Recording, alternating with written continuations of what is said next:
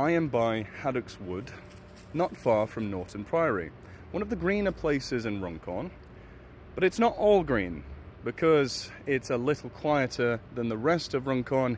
It's plagued by this, a lovely thing called fly tipping. Rubbish of all sorts is left in these woods. This section I'm on currently is only accessible either on foot or if you have the keys to some bollards over there. Yet despite that, there's tons of waste. Look at that. Groovy, baby, groovy. Physically impossible for any human beings to bring this without a machine. Here they are, the bollards, which are only accessible if you have the key, and this land is owned by Halton Borough Council. If you want to visit this beautiful tourist destination, there you go. And that is just the tip of the iceberg. What would otherwise be a lush, beautiful woodland, complete with an assortment of native species, has now become a rubbish tip for the laziest parasites. You can tell this has been here at least for months because of all the moss growing on it.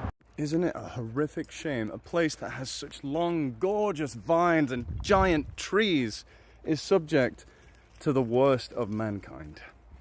Despite countless years of locals like myself reporting these fly tipping and pollution incidents, nothing has been done. It is the responsibility of Halton Borough Council to tackle this issue, yet they still just refuse to, opting instead for a scarecrow tactic, which, as you can see, doesn't work.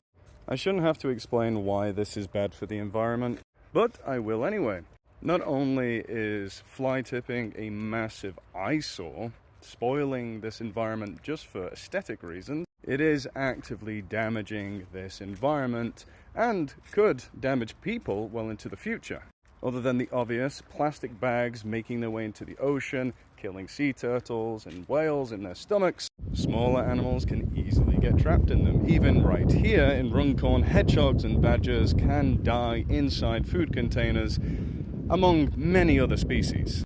Even when you just focus on the human aspect, the microplastics and chemicals from waste such as this gets into the food web and then us.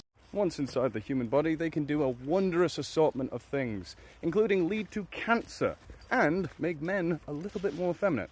That's not tinfoil hat wearing, that is real. As the polymers that make up these plastics and other chemicals are very similar to estrogen, which itself has more problems making men more infertile. Suppose it doesn't matter to anyone who litters or fly tips though, their family tree definitely looks like a ladder.